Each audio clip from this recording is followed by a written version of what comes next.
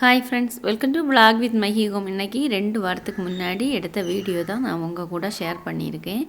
எல்லாருமே கேட்க ஆரம்பிச்சிட்டிங்க, ஏன் நீங்கள் வீடியோ போடல? ரொம்ப பேர் எனக்கு ஏன் வீடியோ போடலன்னு கேட்க ஆரம்பிச்சிட்டிங்க. எல்லாட்டையுமே சாரி, ஃபேமிலி சுச்சுவேஷன் அதுதான் எனக்கு காரணம். காரணம் ஏன்னாக்கா, நானும் கொஞ்சமாக வீடியோ எடுப்பேன், அதுக்கப்புறம் வெளியில் போக வேண்டியிருக்கும். அது அப்படியே பாதியிலே வீடியோ ஃப்ளாப் ஆயிடும். அதுக்கப்புறம் கன்டினியூ பண்ணணுன்னா அது ரொம்ப சோம்பேறித்தனமாக இருக்கும். அதனால தான் என்னால் வீடியோ போட முடியலை. இது 2 வாரத்துக்கு முன்னாடி நான் எடுத்த வீடியோ தான் நான் உங்கள் கூட ஷேர் பண்ணியிருக்கேன். அதுவுமே ரொம்ப லேட் ஆகிடுச்சு. இனிமேல் வாரத்தில் 2 வீடியோவாவது நான் போடலான்னு நினைக்கேன். உங்கள் சப்போர்ட் இவ்வளோ நாளும் எனக்கு சப்போர்ட் பண்ண எல்லாருக்குமே ரொம்ப நன்றி. இது ஒரு ஞாயிற்றுக்கிழமை அன்னைக்கு தான் வீடியோ எடுத்தேன். பிள்ளைங்க வீட்டில் உள்ள நாள் பார்த்து காலையில் பிரேக்ஃபாஸ்ட்டுக்கு புட்டு பயிர் பப்படம் வச்சுக்கிட்டேன். சாப்பிட்டுட்டு அதுக்கப்புறமா அரிசியை தீப்பற்ற வச்சு அரிசி எல்லாம் அடுப்பில் போட்டதுக்கு அப்புறமா தான் பிள்ளைங்க கூட கொஞ்சம் நேரம் அப்படியே பேசிக்கிட்டே ரேஷன் கடையிலேருந்து வாங்கின கோதுமை இருந்துச்சு, அதை அப்படியே க்ளீன் பண்ணி எடுத்துக்கிட்டு கல்லெல்லாம் இருந்ததில்ல அதெல்லாம் நீக்கி அப்படியே எடுத்து வாஷ் பண்ணி காய வச்சு பொடி பண்ணலாம் அப்படின்னு சொல்லிட்டு தான் எடுத்தேன். கழுவி பார்த்தா ஃபுல்லாகவே அழுக்கு, ரொம்ப பயங்கரமான அழுக்காக இருந்துச்சு. முன்னாடியெல்லாம் நான் கடையில் வாங்கக்கூடிய மாவு தான் யூஸ் பண்ணிகிட்டு இருந்தேன். இப்போது எல்லாம் என்னடான்னா, அதை விடவும் நம்மளே ரேஷன் கடையில் கொடுக்குற கோதுமையை கோழிக்கெல்லாம் தான் கொடுத்துட்ருந்தேன். இனி வேண்டாம், நமக்கு இதை சுத்தமாக க்ளீன் பண்ணி எடுத்தாச்சுன்னா நல்ல ஒரு திருப்தி தானே. சுத்தமான மாவு நம்ம கையால் எல்லாமே நம்ம பண்ணோம்ல அப்படின்னு உள்ள திருப்தி இருக்குமே அப்படின்னு சொல்லிட்டு இப்போ எல்லாம் என்ன பண்ணுவேன்னா, ரேஷன் கடையில் கிடைக்கக்கூடிய மாவை கோதுமையை அப்படியே நல்லா சுத்தமாக க்ளீன் பண்ணி எடுத்துட்டு மொட்டை மாடியில் நல்ல வெயிலில் 2 நாள் காய வச்சுட்டு அதையே பவுட்ரு பண்ணி மாவு அரைக்கிற மில்லில் கொடுத்து பவுட்ரு பண்ணி எடுத்து ஜல்லடையில் ஜலிச்சு வச்சுக்கிட்டது தான். இது ரொம்பவே சூப்பராக சப்பாத்தியெல்லாம் நல்லாவே வருது. முன்னாடி எனக்கு இந்த பழக்கம் கிடையாது, அதனால் எனக்கு பெருசாக தெரியலை. எப்போவாவது காய வச்சு எடுத்தாலுமே கொஞ்சமாக இல்லை, அதை அப்படியே பெரிய அளவில் நான் பவுட்ரு பண்ணி வச்சுக்கிட்டது கிடையாது. இப்போ தான் மொத்தமாக பவுட்ரு பண்ணி வச்சுக்கிட்டேன். இது ரொம்ப திருப்தியாக இருக்குது எனக்கு. ஆனால் சுத்தமாக நாமளே பண்ணது பார்த்தீங்களா, அதனால் எனக்கு ரொம்ப திருப்தியாக இருக்குது. அப்படியே வெயில்லையுமே நான் ரொம்ப எல்லாம் வெயிலில் போகிற ஆள் கிடையாது. என்னால் மொட்டை மாடியில் ரொம்ப நேரம் நிற்க முடியாது. எப்படி ஆனாலும் ஒரு 10 மணி வாக்கில் தான் நான் காலையில் நேரமே போடணும்னு நினச்சது, முடியலை.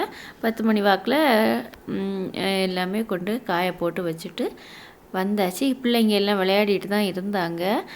அப்புறம் மாதுளம் பழம் இருந்துச்சு, அதை அப்படியே எடுத்து கொடுப்போன்னு சொல்லிட்டு கொடுத்தேன். பிள்ளைங்களுக்கு எங்கள் வீட்டில் பொறுத்த மட்டும் ஃப்ரூட்ஸ் சாப்பிடுவது ரொம்பவே மில்க் ஷேக் ஏதாவது போட்டு கொடுத்தாலோ ஜூஸாக போட்டு கொடுத்தாலோ மட்டும்தான் சாப்பிடுவாங்க. இல்லைன்னா ஐஸ்கிரீமோட மிக்ஸ் பண்ணி அந்த மாதிரி கொடுத்தா சாப்பிடுவாங்க. ஃப்ரூட்ஸ்னு சொன்னாலே எல்லாருக்குமே விருப்பக்குறைவாக தான் இருக்கும். நம்ம ஒவ்வொருத்தருக்கு முன்னாடியாக கொண்டு போய் சாப்பிடுங்கன்னு கட்டாயப்படுத்தி கொடுத்தா மட்டும்தான் அவங்கவுங்க கொஞ்சம் கொஞ்சமாக எடுத்து சாப்பிட்டுப்பாங்க. இப்போ பிள்ளைங்களுக்கெல்லாம் என்னென்னா, லீவு நாள் வெயில் ஆனதுனால வெளியில் விளையாடுது அவங்களுக்கு பிடிக்க மாட்டேங்குது. இதே மாதிரி ஏதாவது ஒரு பிக்சரை எடுத்து வச்சுட்டு எல்லோரும் ஒரே பிக்சரை வரைகிறது, யார் வரைகிறது ரொம்ப அழகாக வந்திருக்கு அப்படின்னு உள்ளதை பார்க்குறது தான் அவங்களோட கெய்மாக இருக்குது. மேக்ஸிமம் திவ்யாவும் மிதுனும் தான் இந்த மாதிரி விளையாடுது. சில வேளை தேவியும் வந்துப்பா. ஹரி இதில் எல்லாம் வரவே மாட்டான், அப்படியே டிவி தான் பார்த்துட்ருப்பான். அப்படியே அன்றைக்கி சனிக்கிழமை அன்னைக்கு சாயங்காலம் வாங்கின நண்டு அப்படியே ஃப்ரிட்ஜில் போட்டிருந்தேன்.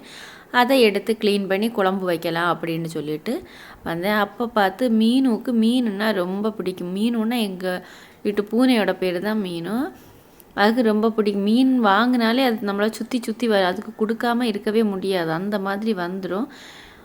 ஃபுல்லாகவே வயர் நிறைய ஃபுல்லாக சாப்பிட்டுட்டு அதுக்கப்புறம் போய் தூங்கிட்டு இருக்கும். இது நண்டு வாங்கி அதில் ஓடெல்லாம் அதுவும் சாப்பிடலை, அந்த குடலெல்லாம் இருக்கும் இல்லையா, அந்த அழுக்குகள் எல்லாம் அது கொஞ்சமாக சாப்பிட்டுச்சு. மீன் வாங்கினாலே அதுக்கு கொண்டாட்டம் தான். அதை பச்சை மீன் தான் அது சாப்பிடவே ரொம்பவே பிடிக்கும். நான் அப்படியே க்ளீன் பண்ணி முடிச்சுட்டேன். மீன் அப்படியே வயிறு நிறைய சாப்பிட்டுட்டு அப்படியே தூக்கம் போட்டாச்சு. அதுக்கு எங்கே பிடிக்குமோ அங்கேயா போய் கொஞ்சம் நேரம் அப்படியே தூங்கிட்டு இருக்கும். பிள்ளைங்களுக்கெல்லாம் இது இருக்கிறதுனால டைம் போகிறதே தெரியாது. மத்தியானம் அப்படியே லஞ்சுக்கு மண் சட்டியில் தான் நான் நண்டு கிரேவி பண்ணிக்கிட்டேன். அது மட்டும் வச்சு சாப்பிட்லான் இருந்தால் திவ்யா முட்டை வச்சு பொரியல் பண்ணி கொடுங்க அம்மான்னு கேட்டால், அதனால் அவளுக்காக முட்டை பொரியலும் பண்ணிக்கிட்டேன் மத்தியானம். இதுதான் எங்கள் வீட்டில் லஞ்சாக இருந்துச்சு. எல்லாருமா சேர்ந்து உட்காந்துருந்து சாப்பிட்டோம். சாப்பிட்டதுக்கப்புறமா எனக்கு வெளியில் போக வேண்டி இருந்தது. வெளியில் போயிட்டு ஈவினிங் வந்ததுக்கப்புறமா தான் அடுத்த வீடியோ நான் எடுக்க ஸ்டார்ட் பண்ணேன். போயிட்டு வந்ததுக்கப்புறமா பிள்ளைங்க விளக்கு ஏற்றுறதுக்காக தேவையான பூக்கள் எல்லாம் பறிச்சிட்டு இருந்தாங்க. நான் அப்படியே அடுத்த நாள் பிள்ளைங்களுக்கு ஸ்கூலுக்கு லஞ்சுக்கு ரெடி பண்ணக்கூடிய வேலைகளை பார்த்துட்டு இருந்தேன். அப்படியே கீரை வந்து ரொம்பவே இருந்துச்சு, பொன்னாங்கண்ணி கீரை. அதுதான் பறித்து எடுத்துகிட்டு இருந்தேன்.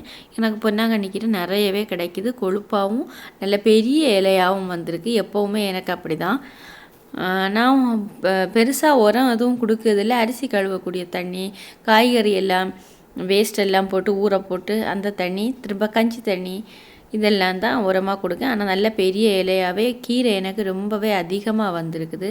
நான் அதே எல்லாமே தான் வாரத்தில் 2 நாள், இப்போ எனக்கு ஒரு நாள் பொன்னாங்கண்ணி கீரைனா ஒரு நாள் மணத்தக்காளி கீரை, 2 கீரையுமே வாரத்தில் 2 நாள் இந்த வீட்டில் உள்ள கீரைகள் தான் நான் வச்சு ஒரு நாள் குழம்பு பண்ணிக்கிட்டேன்னா ஒரு நாள் பொரியல் மாதிரி பண்ணிக்கிறது, இந்த மாதிரி பண்ணிக்கிறது தான். அப்படியே நான் கீரையை கட் பண்ணி எடுக்கும்போது மாமாவும் வந்திருந்தார். அவர்கிட்ட பேசிகிட்டே நான் என்னோடய வேலைகளை செய்தேன். பிள்ளைங்களும் அவங்களோட வேலையை செய்துட்டு இருந்தாங்க. நான் வரும்போதே அத்தை கோதுமையெல்லாம் எடுத்து மொட்டை மாடியிலேருந்து எடுத்து வச்சாச்சு.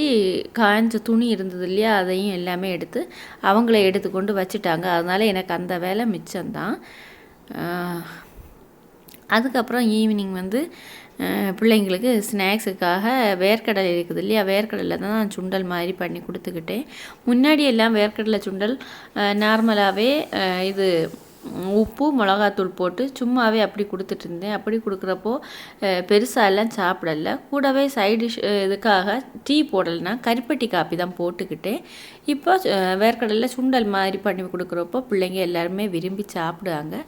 அதுக்கப்புறம் வரும்போது காய்கறி வாங்கிட்டு வந்திருந்ததில் கறிவேப்பிலையில் இருந்தது. அந்த கறிவேப்பிலையெல்லாம் எடுத்து வைக்கிறதுக்கு அடுத்த நாளுக்குள்ள வேலைகளையெல்லாம் நான் ஸ்டார்ட் பண்ணேன். இது எடுத்து வச்சாச்சுன்னா இனி கொஞ்ச நாள் அப்படியே இருக்கும். எனக்கு ஒரே கண்டெய்னரில் வைக்காமல் நான் இப்போல்லாம் கறிவேப்பிலை 2-3 கண்டெய்னரில் வைக்கும்போது எனக்கு 2-3 வாரத்துக்கு அதுவே போதுமானதாக இருக்குது. ஒரே கண்டெய்னரில் வைக்கும்போது கொஞ்சம் எல்லாம் வாடி போகிற மாதிரி எனக்கு ஃபீல் ஆகுது. இது கொஞ்சம் பேப்பர் போட்டு வச்சாலுமே நான் 2-3 கண்டெய்னரில் தான் இப்போ வைக்கிது. கொஞ்சம் கொஞ்சமாக ஒன்று தீர்ந்ததுக்கப்புறமா அடுத்து எடுக்கிற மாதிரி இருக்கும் மேக்ஸிமம். அதனால் இதுவும் எனக்கு ஈஸியாக தான் இருக்குது. இந்த வேலைகளெல்லாம் செய்யும்போது சில வேலை என்னென்னா மொபைலில் நல்ல பாட்டு கேட்டுக்கிட்டே வேலைகளை பார்ப்பேன். இல்லைன்னா சில நேரம் வீடியோ கால் பண்ணி பேசிக்கிட்டு அந்த மாதிரிலாம் தான் செய்யுது. இந்த நேரத்தில் பிள்ளைங்க படிச்சுட்டு இருப்பாங்க. நான் இதே மாதிரி கிச்சனில் ஏதாவது வேலைகள் உண்டுன்னா பார்த்துட்ருப்பேன். சில வேளை டிவி பார்க்க மாதிரி இருக்குது, சில வேளை ரெகுலராக எதுவுமே கிடையாது. சில வேளை டிவி பார்ப்பேன், சில வேளை டிவி பார்க்க மாட்டேன். டிவி பார்க்கறதா இருந்தால் அப்படியே சோம்பேறித்தனமாக அதிலே உட்காந்துருந்துருவேன். திரும்ப வேறு வேலைகள் செய்யறதுக்கு எனக்கு கொஞ்சம் மடியாக இருக்குது. அதனால் டிவி பக்கம் போனேன்னா அன்னைக்குள்ள டே அவ்வளோதான். அதனால் நான் ரெகுலராக பார்க்கறது குறைவு. சப்போஸ் பார்க்கணும்னா பிள்ளைங்க எல்லாம் ஸ்கூலுக்கு போனதுக்கப்புறமா டே டைமில் கொஞ்சம் நேரம் உட்காந்துருந்து அப்படி பார்த்தா தான் உண்டு. அதுவுமே ரெகுலர்னு சொல்ல முடியாது. சில வேளை பார்ப்பேன், சில வேளை பார்க்க மாட்டேன், அந்த மாதிரி தான். அதுக்கப்புறம் கறிவேப்பிலையெல்லாம் எடுத்து வச்சதுக்கப்புறம் அடுத்த நாள் காலையில் வந்து லஞ்சுக்காக என்னென்ன காய் வேணும்னு பார்த்ததில் அவரைக்காய் இருந்துச்சு. அப்போ அவரைக்காய் எடுத்து பொரியல் பண்ணிக்கலாம் அப்படின்னு சொல்லிட்டு அவரைக்காயை கட் பண்ணி எடுத்துக்கிட்டேன்.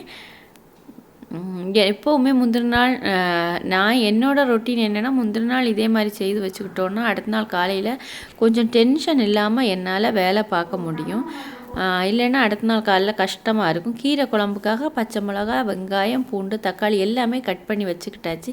இதே மாதிரி வைக்கிறப்போ என்ன ஆகும்னா காலையில் அப்படியே போட்டு பருப்பும் கூட கழுகி போட்டு வேக வச்சு கடைஞ்சி எடுத்துட்டா கீரை குழம்பு ரெடியாகவும், தாளிப்பு மட்டும் விட்டால் போதும். அதே மாதிரி பொரியலுக்காகவும் அவரைக்காய், வெங்காயம் எல்லாம் கட் பண்ணி வச்சாச்சு. தேங்காயும் துருவி அது தனியாகவே வச்சு எடுத்துக்கிட்டு கொஞ்சமாக எடுத்து திருவி வச்சாச்சுன்னா பொரியலுக்கு பொரியல் பண்ணி மிச்சம் வந்துச்சுன்னா அதை அப்படியே சில வேளை தேங்காய் துவையலை ஏதாவது பண்ணிக்கிறது. அந்த மாதிரி ஈஸியாகவே வேலை முடியும். காலைல டென்ஷன் இல்லாமல் பண்ணுறதுக்கு இதை விட்டால் வேறு என்ன வழின்னு எனக்கு நான் இந்த மாதிரி தான் எப்போவுமே பண்ணுறது. காலையில் 6 மணிக்கு எந்திரிச்சாலும் 5:30 மணிக்கு எந்திரிச்சாலுமே எப்போ எந்திரிச்சாலும் நான் நேராக கிச்சனில் வரமாட்டேன். ஒரு டீ போட்டு குடித்ததுக்கப்புறமா வெளியில் போய் செடி எல்லாம் ஒன்று பார்த்துட்டு அதுக்கப்புறமா தான் நான் சமைக்கிறதுக்கு ஸ்டார்ட் பண்ணுவேன். அப்போது என்ன ஆகும்னா வேலை முடிக்காமல் இருந்தேன்னா டென்ஷன் ஆகிட்டு என்னால் ஸ்பீடாக வேலைகள் முடிக்க முடியாது. எனக்கு நேராக கிச்சனில் ஏறுறது பிடிக்கவும் செய்யாது. அதனால் நான் எப்போவுமே இந்த மாதிரி பண்ணி வச்சேன்னா டீ குடிச்சிட்டு அப்படியே கொஞ்சம் ரிலாக்ஸாக செடியெல்லாம் ஒரு 10 நிமிஷம் வெளியில எல்லாம் ஒன்று நோட் பண்ணிவிட்டு அதுக்கப்புறமா வந்து சமையலை ஸ்டார்ட் பண்ணால் அரை மணி நேரத்தில் என்னோடய சமையல் முடிஞ்சிடும். ஈஸியாகவே படப்படன்னு முடிச்சிடலாம். இந்த மாதிரி எல்லா நாளுமே நான் முந்தின நாளே பண்ணி வச்சுருப்பேன். அடுத்த நாள் காலையில் டீ போடுறதுக்காக இஞ்சியும் கூட க்ளீன் பண்ணி எடுத்து வச்சுக்கிட்டேன். நைட்டு வந்து சாப்பாடு எதுவும் நான் புதுசாக பண்ணலை. மத்தியானம் உள்ள சாப்பாடு இருந்துச்சு, அதை தான் எல்லாருமே சாப்பிட்டுக்கிட்டோம். அப்படியே கிச்சன் வந்து பெரிய அளவில் அழுக்கெல்லாம் ஆகலை. மத்தியானம் க்ளீன் பண்ணதான், ஆனாலும் லைட்டாக மொத்தத்தில் க்ளீன் பண்ணி கறிவேப்பிலையெல்லாம் க்ளீன் பண்ணது இருந்தது இல்லையா, அப்போ மொத்தத்தில் ஒன்று க்ளீன் பண்ணி எடுத்துக்கலாம் அப்படின்னு சொல்லிட்டு சும்மா தண்ணியால் ப்ளெயின் தண்ணினால் முக்கி தொடச்சி எடுத்துக்கிட்டேன். அப்படி ஒரு நாள் ஒரு நேரம் நம்ம லிக்விட் எல்லாம் வச்சு நான் க்ளீன் பண்ண மாதிரி இருக்கும். மற்ற நேரங்களில் சும்மாவே ப்ளெயின் தண்ணியில் முக்கி நான் துடைக்கிற மாதிரி தான் இருக்கும். ஏன்னா பெரிய அளவில் அழுக்காகலைன்னா அங்கே க்ளீனிங் வேலைக்கு இடம் இல்லை. எப்போவுமே கிச்சன் க்ளீனாக இருந்துச்சுன்னா ரொம்பவே அடுத்த நாள் வரும்போது நமக்கு சந்தோஷமாக இருக்கும் வேலை பார்க்குறதுக்கு. இல்லைன்னா நமக்கு டென்ஷனோடு தான் வேலை பார்க்குற மாதிரி இருக்கும். உடம்பு ஒத்துழைச்சுன்னா எப்போவுமே நைட்டு க்ளீன் பண்ணி வச்சுட்டு படுக்கிறது ரொம்பவே நல்லதாக இருக்கும். என்னால் எப்போல்லாம் முடியுமோ மேக்ஸிமம் நான் கிச்சன் மொத்தமாக க்ளீன் பண்ணி வச்சுட்டு தான் படுக்கிறது. இது என்னோடய ரொட்டீன் வேலை தான் டெய்லியுமே. சில வேளை தேவி வந்து ஹெல்ப் பண்ணுவான்னா கிச்சனில் கொஞ்சம் ஒதுக்கி எடுத்து தருவா. அப்போ நான் பாத்திரம் க்ளீன் பண்ணி அடுப்படியெல்லாம் துடைச்சா மட்டும் போதும். அப்போ ஒதுக்குறதுமே ஒரு 5 நிமிஷம் அவள் ஒதுக்கிட்டான்னா அந்த 5 நிமிஷம் எனக்கு சீக்கிரமாக வேலை முடிஞ்சது மாதிரி இருக்கும். அவளும் ஸ்கூலில் நடக்க விஷயங்கள்லாம் ஒவ்வொன்றா என்கிட்ட பேசிக்கிட்டே செய்வாள். அது எனக்கும் ஈஸியாக இருக்கும். 2 பேரும் பேசிக்கிட்டே அப்படியே செய்வேன். திவ்யா வந்து அந்த அளவில் கிச்சனில் எல்லாம் வந்து ஹெல்ப் பண்ணதுக்கு வரமாட்டாள். அவளுக்கு பிடிக்கும் தான், எனக்கு அவளை வச்சு செய்யறதுக்கும் கொஞ்சம் விருப்பக்குறைவாக தான் இருக்கும். அந்த மாதிரி தான் நான் இப்போ க்ளீன் பண்ணது. காலையிலே இந்த மாதிரி க்ளீன் பண்ணி வச்சிச்சுன்னா காலையில் ஈஸியாக இருக்கும். அதனால் என்னோடய க்ளீனிங் வேலைகளும் அப்படியே முடிஞ்சிட்டு அடுத்த நாள் காலையில் சூப்பராக எழும்பி வேலை பார்க்கலாம். இன்றைக்குள்ள விலாக் இப்படி தான் இருந்து வீடியோ பிடிச்சிருக்குன்னு நினைக்கிறேன். தேங்க்ஸ்.